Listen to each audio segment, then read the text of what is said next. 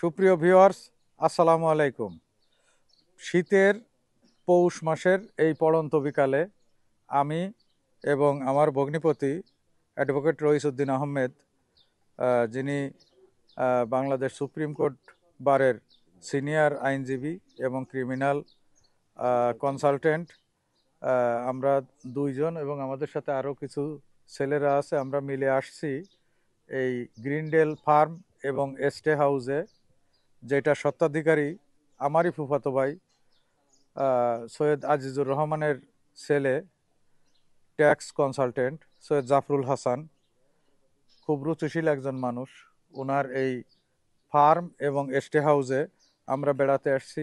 আপনারা দেখছেন যে এখানে পুকুর, চারপাশে প্রাকৃতিক পরিবেশ, তার স্টে হোম এবং গরুর খামার, পাখির বাসস্থান, সব কিছু মিলায়ে অত্যন্ত মনোরম একটা সুন্দর পরিবেশ, যেখানে প্রত্যেকটা স্তরেই তার রুচির পরিচয় বহিঃপ্রকাশ ঘটছে।